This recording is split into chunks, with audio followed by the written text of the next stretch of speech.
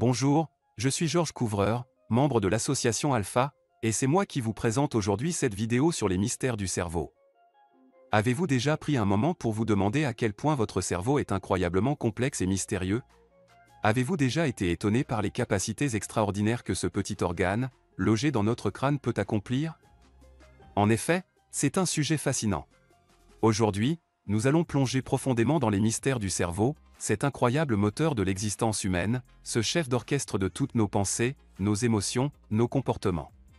Un organe si complexe qu'il est considéré par certains comme l'objet le plus complexe de l'univers. Nous allons explorer ensemble les dernières découvertes sur le cerveau, ces avancées scientifiques qui nous permettent de mieux comprendre ce qui se passe dans notre tête. Vous allez voir, certaines de ces découvertes sont absolument révolutionnaires et pourraient bien changer notre façon de voir le monde et nous-mêmes. Nous parlerons aussi de la conscience, ce phénomène si particulier et si difficile à cerner. Est-ce que notre cerveau est le siège de la conscience ou est-ce plutôt un outil qui permet son expression? Ensuite, nous aborderons l'un des sujets les plus intéressants, comment notre cerveau peut nous mener vers le bonheur. Vous êtes prêts? Alors, c'est parti! Pour commencer, il est important de comprendre à quel point notre cerveau est complexe. Imaginons un peu.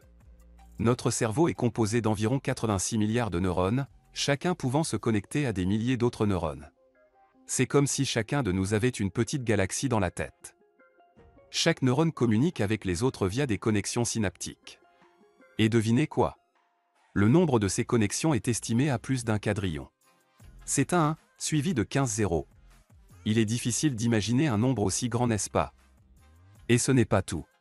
Chaque neurone peut transmettre une impulsion à ses voisins jusqu'à plusieurs centaines de fois par seconde. C'est cette activité électrique qui permet à votre cerveau de traiter des informations, de contrôler votre corps, et de produire des pensées et des émotions. De plus, ce qui rend le cerveau encore plus incroyable, c'est qu'il est constamment en train de se remodeler. Grâce à un phénomène appelé plasticité cérébrale, le cerveau peut se restructurer, créer de nouvelles connexions ou en renforcer d'anciennes, en réponse à de nouvelles expériences ou à l'apprentissage. Alors, quand on regarde tout cela ensemble, le nombre de neurones, les connexions synaptiques, la vitesse à laquelle ces connexions sont faites et modifiées, on commence à comprendre pourquoi le cerveau est considéré comme le système le plus complexe de l'univers. Fascinant, n'est-ce pas? Maintenant que nous avons une meilleure idée de la complexité du cerveau, plongeons-nous dans certaines des dernières découvertes, qui ont fait évoluer notre compréhension de cet organe fascinant. Les avancées technologiques, en particulier dans le domaine de l'imagerie cérébrale, ont ouvert de nouvelles perspectives incroyables. Prenez par exemple la tomographie par émission de positons, ou TEP, et l'imagerie par résonance magnétique fonctionnelle, ou IRMF. Ces technologies nous ont permis d'observer le cerveau en action, en temps réel. Nous pouvons maintenant voir quel domaine du cerveau s'active lorsque nous accomplissons certaines tâches, lorsque nous ressentons des émotions spécifiques, ou même lorsque nous rêvons. Et ce n'est pas tout. Les nouvelles techniques de microscopie et d'imagerie ont également révélé l'existence de structures et de connexions dans le cerveau que nous ne soupçonnions même pas auparavant. C'est comme si nous avions pendant toutes ces années regardé une carte du monde, et que nous découvrions maintenant qu'il y a encore d'autres continents à explorer. Mais l'une des découvertes les plus passionnantes de ces dernières années concerne la plasticité cérébrale. Comme je l'ai mentionné plus tôt, notre cerveau a cette incroyable capacité de se remodeler et de s'adapter en fonction de nos expériences. Les nouvelles recherches montrent que cette plasticité est bien plus profonde et plus dynamique que ce que nous pensions auparavant. Ces découvertes révolutionnent notre compréhension de la façon dont nous apprenons, comment nous mémorisons, et même comment nous pourrions récupérer après des lésions cérébrales. Cela ouvre également des possibilités passionnantes pour l'avenir, en termes de thérapie pour les troubles neurologiques et de méthodes pour améliorer nos capacités cognitives et notre bien-être.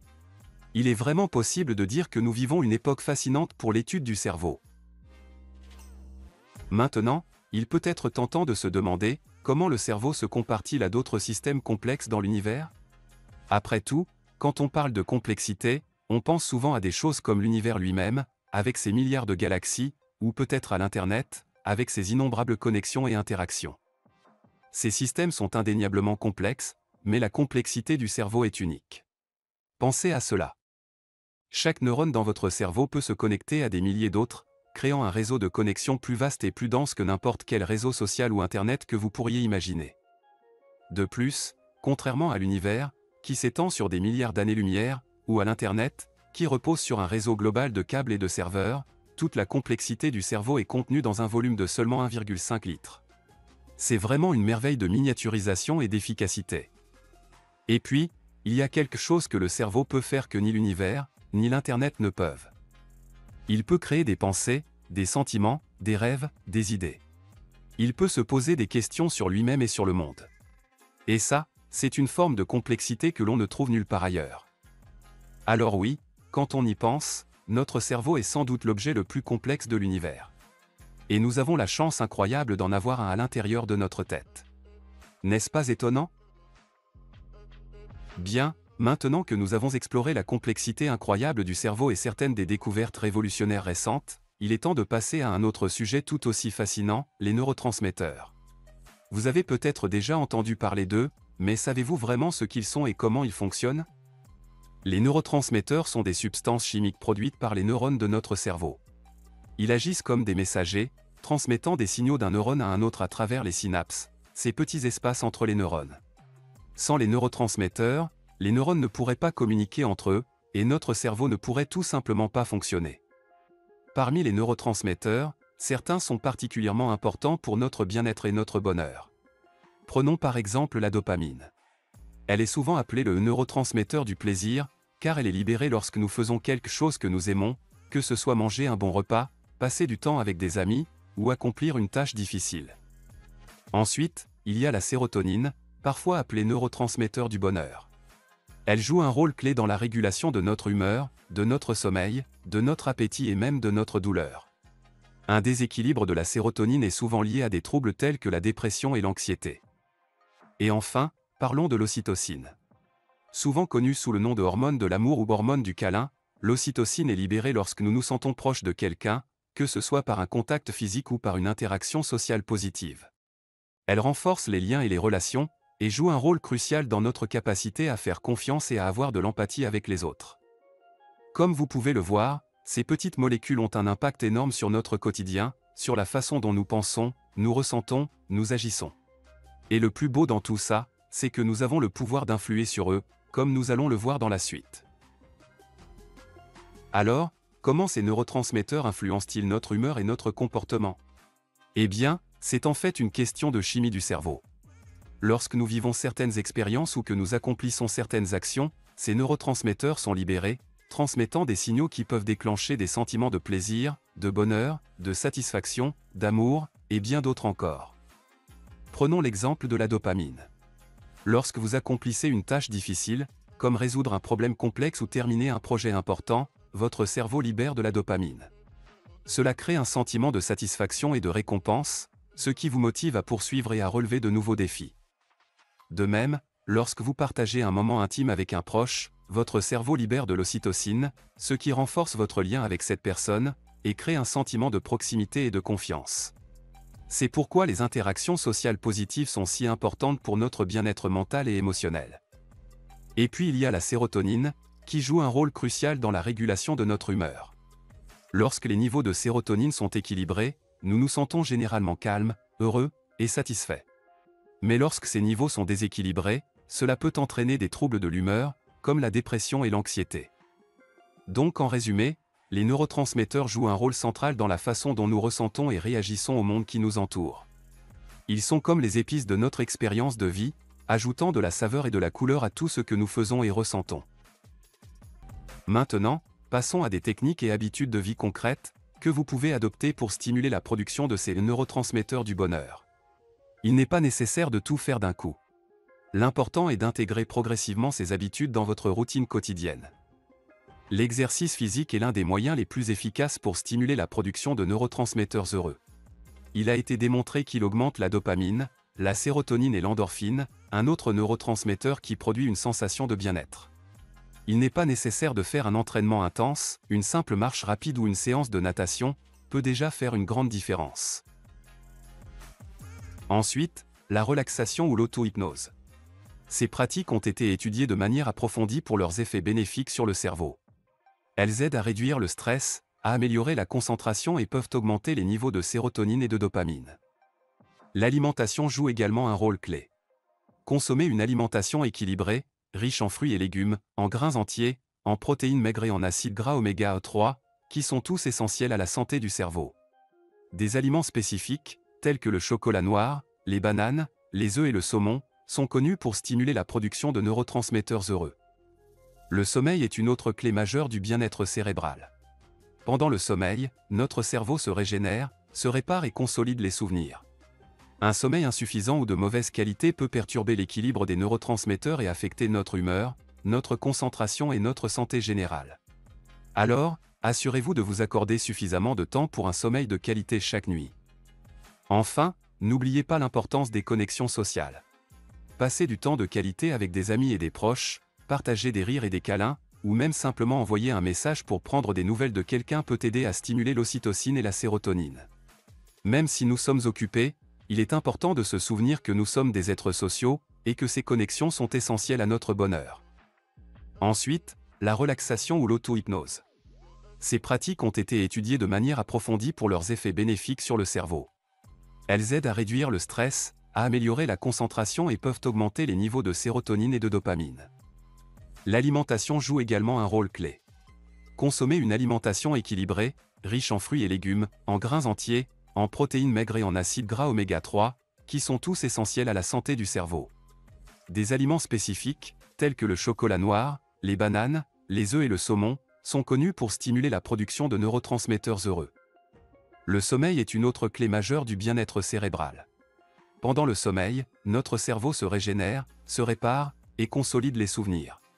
Un sommeil insuffisant ou de mauvaise qualité peut perturber l'équilibre des neurotransmetteurs et affecter notre humeur, notre concentration et notre santé générale. Alors, assurez-vous de vous accorder suffisamment de temps pour un sommeil de qualité chaque nuit. Enfin, n'oubliez pas l'importance des connexions sociales. Passez du temps de qualité avec des amis et des proches, partager des rires et des câlins, ou même simplement envoyer un message pour prendre des nouvelles de quelqu'un, peut aider à stimuler l'ocytocine et la sérotonine. Même si nous sommes occupés, il est important de se souvenir que nous sommes des êtres sociaux, et que ces connexions sont essentielles à notre bonheur. Voilà donc quelques techniques et habitudes de vie pour stimuler vos neurotransmetteurs heureux. Rappelez-vous, il s'agit d'un voyage, pas d'une destination. Chaque petit pas que vous faites pour prendre soin de votre cerveau est une victoire en soi. Maintenant, vous vous demandez peut-être comment ces activités affectent réellement le cerveau. Eh bien, chaque activité que nous avons mentionnée interagit avec le cerveau de manière unique, pour influencer la production et l'activité des neurotransmetteurs. Par exemple, lorsque nous faisons de l'exercice, notre corps répond en augmentant la production de divers neurotransmetteurs, dont la dopamine et la sérotonine. Ces neurotransmetteurs sont essentiels pour nous aider à nous sentir bien. En outre, l'exercice stimule la production d'endorphines, souvent appelées les hormones du bien-être, qui aident à soulager la douleur et à induire des sentiments de plaisir ou d'euphorie. La relaxation, quant à elle, a un impact sur le cerveau en réduisant le stress et l'anxiété. En nous aidant à nous concentrer sur le moment présent, et à réduire l'activité des pensées négatives ou anxieuses, la relaxation peut augmenter les niveaux de sérotonine, améliorant ainsi notre humeur et notre bien-être général. L'alimentation influence notre cerveau en fournissant les nutriments nécessaires à la production de neurotransmetteurs. Par exemple, les aliments riches en tryptophane, comme les œufs, le fromage et le saumon, peuvent augmenter la production de sérotonine. Les aliments riches en tyrosine, comme les amandes, les avocats et les bananes, peuvent stimuler la production de dopamine. Le sommeil, lui, joue un rôle crucial dans le maintien de l'équilibre des neurotransmetteurs. Un sommeil insuffisant ou de mauvaise qualité peut perturber cet équilibre, affectant tout, de notre humeur à notre capacité de concentration. De plus, pendant le sommeil, notre cerveau a l'opportunité de nettoyer les déchets cellulaires et de consolider les nouvelles informations et souvenirs, ce qui est essentiel pour une fonction cérébrale optimale. Enfin, les interactions sociales peuvent stimuler la libération d'ocytocine, le neurotransmetteur de l'amour et de la connexion. Les activités qui favorisent un sentiment de connexion et de proximité, comme partager un repas avec des amis, étreindre un être cher, ou aider quelqu'un dans le besoin, peuvent tout augmenter les niveaux d'ocytocine, nous aidant à nous sentir plus heureux et plus connectés. Donc, en fin de compte, chacune de ces activités travaille à sa manière pour soutenir la santé de notre cerveau, et augmenter notre production de neurotransmetteurs heureux, nous aidant à vivre une vie plus épanouie et plus heureuse. Dans une deuxième partie de cette vidéo, nous allons tenter de répondre à la question « Le cerveau est-il le siège de la conscience ?» Et je vais maintenant céder la place à mon amie Isabelle Chevalier, qui a beaucoup étudié la question. Bonjour à tous, Donc passons maintenant à une question qui me passionne, et qui a captivé les philosophes, les scientifiques, et à peu près tous ceux qui s'y sont intéressés: le cerveau est-il le siège de la conscience? C'est une question profonde qui nous amène à la frontière de ce que nous savons et comprenons. D'un côté, il y a des preuves évidentes que la conscience est intimement liée à l'activité du cerveau. Par exemple, lorsque certaines parties du cerveau sont endommagées à la suite d'un accident ou d'une maladie, cela peut entraîner des changements dans la conscience et l'identité d'une personne. De même, lorsque nous rêvons, méditons, ou prenons des substances psychoactives, cela modifie l'activité cérébrale et en conséquence, notre expérience consciente. Cependant, d'un autre côté, il y a des aspects de la conscience que nous ne comprenons pas encore pleinement et qui ne semblent pas pouvoir être expliqués uniquement par la biologie du cerveau. Par exemple, comment une collection de neurones et de synapses, aussi complexe qu'elle soit, peut-elle produire l'expérience subjective que nous appelons la conscience? C'est ce que le philosophe David Chalmers a appelé le problème difficile de la conscience. De plus, il y a des expériences comme les expériences de mort imminent, où les gens rapportent des expériences conscientes profondes, à un moment où leur cerveau semble être dans un état d'inactivité ou de fonctionnement minimal. Comment ces expériences peuvent-elles se produire si la conscience est entièrement produite par le cerveau? Il existe également des philosophies et des traditions spirituelles qui soutiennent l'idée que la conscience n'est pas produite par le cerveau, mais qu'elle est plutôt une caractéristique fondamentale de l'univers, à laquelle le cerveau donne accès. Selon ces perspectives, le cerveau serait plus comme un récepteur de radio qui capte les signaux de la conscience, plutôt que le créateur de la conscience. D'un point de vue scientifique, ces idées sont difficiles à tester, mais elles soulèvent d'importantes questions sur la nature de la conscience et notre compréhension de la réalité. Et trouver une réponse à ces questions peut nous aider à approfondir notre compréhension de nous-mêmes et du monde qui nous entoure. Et sûrement que dans ce processus, nous apprendrons non seulement quelque chose de profond sur la nature de la réalité, mais aussi quelque chose d'essentiel sur nous-mêmes.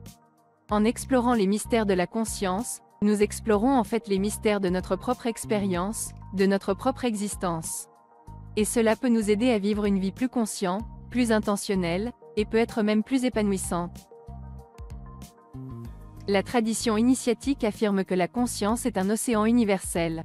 Le cerveau, lui, agit comme un filtre et permet à cette conscience universelle de s'individualiser. Il existe des expériences psychiques qui permettent d'élargir notre champ de conscience et d'expérimenter l'unité. Ce type d'expérience est proposé dans les hauts niveaux de notre organisation. Nous expliquons comment la conscience universelle interagit avec le cerveau physique, et comment cette interaction donne lieu à notre expérience subjective de la conscience. Mais voyons maintenant les théories des scientifiques sur la conscience. Alors restez avec nous, alors que nous continuons ce voyage fascinant à travers les mystères du cerveau, explorant les frontières de la science, de la philosophie, et de notre propre expérience personnelle. Avant d'entrer dans les détails, je dois souligner qu'il n'existe pas une seule théorie acceptée universellement sur la conscience et le rôle du cerveau. Au contraire, nous avons une variété de théories, chacune apportant une perspective unique et contribuant à notre compréhension globale de la conscience. Premièrement, nous avons la théorie de l'information intégrée, proposée par le neuroscientifique Giulio Tononi. Cette théorie suggère que la conscience émerge de l'information intégrée dans le cerveau. En d'autres termes, c'est la façon dont l'information est interconnectée et organisée dans le cerveau qui crée l'expérience de la conscience. Ensuite, il y a la théorie de l'orchestration objective de Sir Roger Penrose et Stuart Hameroff. Cette théorie suggère que la conscience est le résultat de processus quantiques se produisant à l'intérieur des microtubules des cellules nerveuses. C'est une théorie audacieuse qui tente de combiner la physique quantique et la neurobiologie pour expliquer la conscience. Il y a aussi la théorie des champs neuronaux globaux, qui suggère que la conscience émerge des champs électriques générés par les activités neuronales. Ces champs peuvent intégrer l'information à travers de larges zones du cerveau, ce qui pourrait contribuer à l'expérience unifiée de la conscience. Et n'oublions pas bien sûr la théorie du panpsychisme, qui propose que la conscience est une propriété fondamentale de l'univers, présente à tous les niveaux, pas seulement chez les êtres humains ou les animaux avec des systèmes nerveux complexes. Selon cette théorie, le cerveau n'est pas le producteur de la conscience, mais plutôt un outil qui permet à la conscience de se manifester. C'est cette théorie qui est enseignée dans le monde initiatique. Vraiment, ces théories sont toutes fascinantes, et même si elles semblent très différentes les unes des autres, elles partagent tout un objectif commun, tenter de déchiffrer le mystère de la conscience. Et bien qu'aucune d'entre elles n'ait encore gagné une acceptation universelle, Elles contribuent toutes à notre compréhension en constante évolution de la conscience et du rôle du cerveau. Ces théories nous rappellent que notre cerveau est bien plus qu'un simple organe. Il est le siège de notre perception, de notre expérience, de nos pensées et de nos émotions. Il est le lieu où nous faisons l'expérience de la joie et de la tristesse, de l'amour et de la peur, de la beauté et de la douleur. Et pour cela, il mérite notre émerveillement et notre respect. Cette idée que le cerveau pourrait simplement permettre l'expression de la conscience, plutôt que de la produire, est une perspective qui a gagné du terrain au cours des dernières années. C'est une idée qui résonne avec de nombreuses philosophies anciennes et traditions spirituelles, mais qui a aussi trouvé un écho dans certaines théories contemporaines de la conscience. D'un point de vue philosophique, cette perspective est souvent associée à des idées comme le panpsychisme ou l'idéalisme, qui suggèrent que la conscience est une propriété fondamentale de l'univers. Selon ces vues, chaque particule, chaque morceau de matière, possède une forme de conscience, et le cerveau agit comme une sorte de récepteur ou de traducteur, permettant à cette conscience universelle de s'exprimer dans notre expérience personnelle. C'est une idée fascinante, mais est-elle vraiment soutenue par la science? Certaines théories, comme celle de l'orchestration objective de Penrose et Hameroff, suggèrent que les processus quantiques pourraient jouer un rôle dans la conscience, ce qui pourrait ouvrir la porte à une forme de conscience qui transcende le cerveau physique. Cette idée que le cerveau pourrait simplement permettre l'expression de la conscience reste une perspective intrigante. Elle nous invite à repenser notre compréhension de la conscience et de notre relation à l'univers. Au lieu de voir la conscience comme quelque chose de limité à notre cerveau, nous pourrions commencer à la voir comme quelque chose de beaucoup plus vaste et plus interconnecté. Comme nous l'avons vu tout au long de cette vidéo, le cerveau est véritablement un organe remarquable, l'un des plus complexes et des plus mystérieux de l'univers. Nous avons gratté la surface de sa complexité, exploré les profondeurs de ses mystères, et découvert comment il peut nous aider à mener une vie plus heureuse et plus épanouissante. Nous avons également exploré certaines des théories fascinantes sur la conscience et le rôle du cerveau, et envisagé la possibilité que le cerveau puisse simplement permettre l'expression de la conscience. C'est une idée qui soulève autant de questions qu'elle apporte de réponses, mais qui nous invite à repenser notre compréhension de la conscience et de notre place dans l'univers. Et enfin, nous avons partagé des conseils pratiques sur comment nous pouvons influencer notre cerveau pour améliorer notre bien-être et notre bonheur. Que ce soit par l'exercice, la méditation, une alimentation saine, un bon sommeil, ou simplement en passant du temps avec ceux que nous aimons, il existe de nombreuses façons de stimuler les neurotransmetteurs de notre cerveau et de vivre une vie plus heureuse et plus épanouissante. Mais n'oubliez pas, le voyage ne s'arrête pas ici. La recherche sur le cerveau et la conscience continue d'évoluer, et il y a toujours plus à apprendre et à découvrir. Alors restez curieux, restez ouverts, et continuez à explorer les mystères de votre propre cerveau. Merci d'avoir regardé cette vidéo. J'espère qu'elle vous a été utile, et qu'elle a éveillé votre intérêt pour les merveilles du cerveau. Avant de partir, je tiens à mentionner notre newsletter sur la métaphysique. Si vous avez trouvé notre discussion sur la conscience et le cerveau intéressant, je suis sûr que vous apprécierez les sujets que nous abordons dans notre newsletter. Nous y explorons de nombreux sujets, allant des théories philosophiques et scientifiques sur la conscience à des questions plus larges sur la réalité, l'existence et le sens de la vie. C'est un excellent moyen d'approfondir votre compréhension de ces sujets et de rester à jour sur les dernières découvertes et réflexions. Pour vous inscrire, cliquez simplement sur le lien dans la description ci-dessous. Nous serions ravis de vous avoir avec nous dans ce voyage passionnant à travers les mystères de l'univers. Merci encore d'avoir regardé cette vidéo et j'espère vous retrouver bientôt.